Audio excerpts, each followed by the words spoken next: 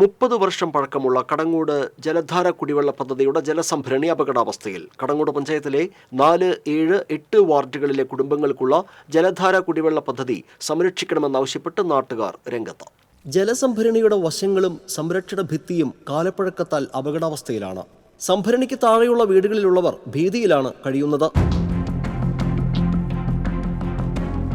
നിലവിലെ സംഭരണി പൊളിച്ചു നീക്കി മറ്റൊരു സംഭരണി സ്ഥാപിക്കണമെന്ന് നാട്ടുകാർ ആവശ്യപ്പെടുന്നു. പരിസരത്തുള്ള 108 കുടുംബങ്ങളിൽ 70-ലധികം കുടുംബങ്ങൾക്കും സ്വന്തമായി കിണറില്ല. ഇവരുടെ ഏക ആശ്രയം ഈ കുടിവെള്ള പദ്ധതിയാണ്. സംഭരണിയിൽ വെള്ളമില്ലാതെ ഒരു ദിവസം പോലും കഴിച്ചുകൂടാൻ പറ്റാത്ത അവസ്ഥയാണ്. മുൻപ് ജലധാര കുടിവെള്ള പദ്ധതിക്ക് വേണ്ടി പഞ്ചായത്ത് അധികൃതർ 16 ലക്ഷം രൂപ അനുവദിച്ചിട്ടുണ്ടെന്ന് അറിയിച്ചിരുന്നതായി നാട്ടുകാർ പറയുന്നു. എന്നാൽ ഇതിനെക്കുറിച്ച് അധികൃതർ ഇപ്പോൾ ഒന്നും പറയുന്നില്ലെന്നും പണം അനുവദിച്ചുവെന്ന് തെറ്റിദ്ധരിപ്പിക്കുകയായിരുന്നുവെന്നും നാട്ടുകാർ ആരോപിച്ചു. ഞങ്ങൾ ഒരുപാട് കുടുംബങ്ങൾ ഞങ്ങൾക്ക് കിണറും ഇല്ല, ഈ വെള്ളത്തെ മാത്രം ആശ്രയിച്ചിട്ടാണ് ഞങ്ങൾ ജീവിക്കുന്നത്.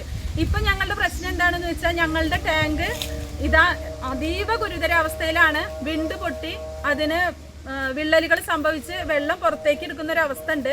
അത് ഞങ്ങൾ നിരന്തരമായിട്ട് ഭരണാധികാരികളെ അറിയിച്ചിട്ടുണ്ട്, വന്ന് നോക്കിയിട്ടുണ്ട്. ഇന്ന് വരെ ഞങ്ങൾക്ക് അതിനൊരു പരിഹാരം കണ്ടിട്ടില്ല. 5-6 പേര് പോയി അപേക്ഷ വെച്ചു.